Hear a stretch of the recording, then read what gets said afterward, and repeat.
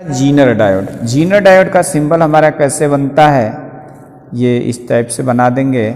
और इधर वाला जो होता है ना, ये उधर आगे की तरफ, ये इधर की ओर होता है। इसमें ये चीज़ एनोड और ये कैथोड हो गया। इसको हम जीनर डायोड कहते हैं, जीनर डायोड। ये जीनर डायोड जो होता है ये रिवर्स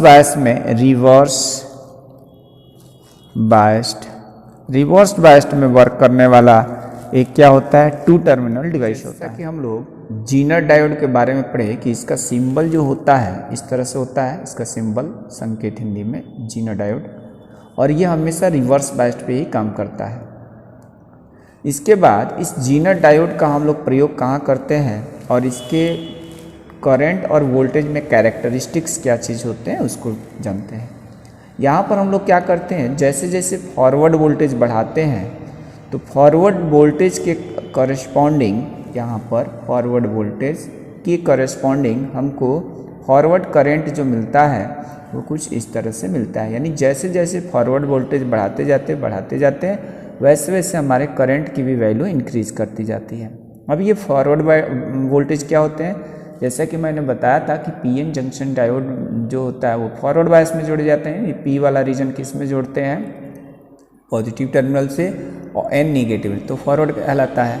अगर हम पी रीजन को क्या कर दें, बैटरी या सेल के निगेटिव टर्मिनल से जोड़ देते हैं तो रिवर्स बायस कहलाता है।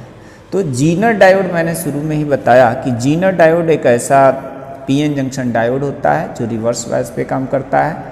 यानी इसमें जो होगा हमारा पी वाला जो टर्मिनल होगा, पी रीजन, वो सेल या बैटरी के निगेटिव टर्मिनल से जोड़ा जाएगा, और एन रीजन जो होगा वो बैटरी के पॉजिटिव टर्मिनल से जोड़ा जाएगा।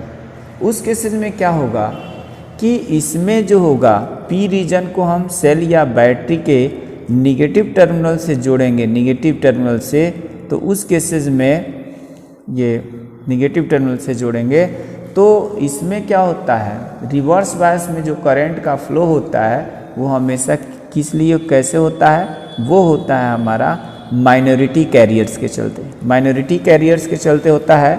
यानी पी रीजन में हमारे पास क्या होते हैं, पी रीजन में तो माइनॉरिटी के फॉर्म्स में होता है हमारे पास इलेक्ट्रॉन्स।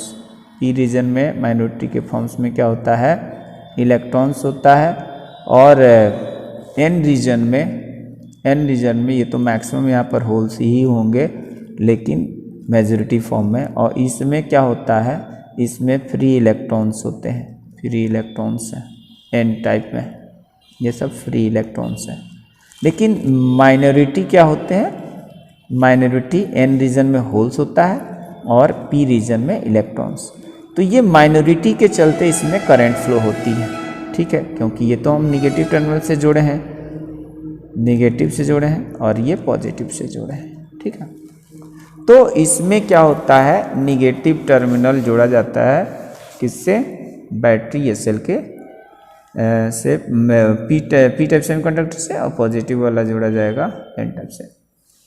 अब ये जैसे जैसे हम लोग क्या करते हैं, वोल्टेज को बढ़ाते जाते हैं, फॉरवर्ड वोल्टेज के केसेस में, अगर फॉरवर्ड के बारे में बात करेंगे तो यहाँ पर इसको जोड़ना पड़ेगा हमको बैटरी या सेल के पॉजिटिव टर्मिनल से। तो फॉरवर्ड वोल्टेज बढ़ाएंगे तो हमारा होल्स जंक्शन की तरफ जाएगा, और इस तरह से हमारा फॉरवर्ड करंट जो है ना, इसका ग्राफ कुछ इस तरह से आएगा। वोल्टेज बढ़ेगा तो करंट भी बढ़ेगा, लेकिन ये रिवर्स का है, ये रिवर्स बायस में है। एक इसमें जुड़ा है, रिवर्स बायस में जुड़ा है।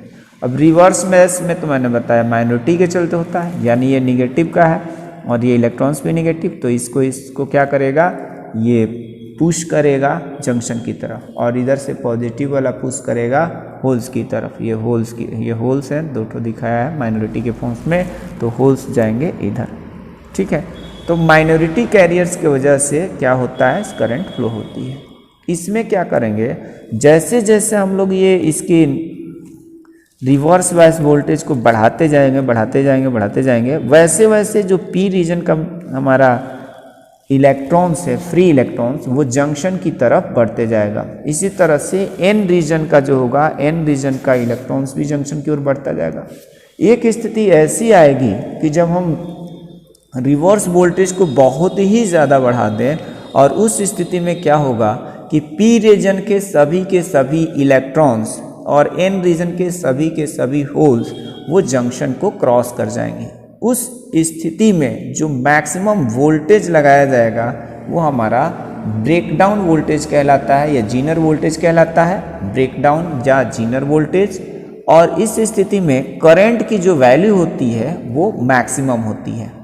ठीक है, तो इसलिए पहले तो ये करंट बहुत धीरे धीरे बढ़ती जाती है और अंत में एक स्थिति ऐसी आती है जब क्या होता है, जिसपे सभी के सभी माइनॉरिटी कैरियर्स जंक्शंस को पार कर जाते हैं, वो हमारा जीनर ब्रेकडाउन या जीनर वोल्टेज कहलाता है। क्या बताया मैंने, as soon as the reverse voltage increases the current in the Zener diode क्या होता है, increases. Condition or situation comes when the current is maximum. At that case, all the minority carriers from the P region and the N region crosses to the junction and the value of the current is maximum. Reverse current value is maximum. This condition is called breakdown condition. और इसमें the voltage applied in the reverse bias is called Zener voltage या breakdown voltage. तो ये हमारा V और I का क्या है, ये कैरेक्टरिस्टिक्स है फॉरवर्ड बायस और रिवर्स बायस में। क्या होता है, फॉरवर्ड बायस में तो हम जैसे जैसे वोल्टेज को बढ़ाते जाएंगे वैसे वैसे यहाँ पे करंट भी बढ़ती जाएगी, मिली एम्पियर में आएगा। रिवर्स बायस में करंट माइनॉरिटी कैरियर्स के चलते फ्लो होती है, इसलिए इसमें क्या होगा, माइक्रोफैरड में आता है। और इसको हम लोग इस तरह से इसका कैरेक्टरिस्टिक्स दिखाते हैं, यानी V और I का ग्राफ ऐसे होता है।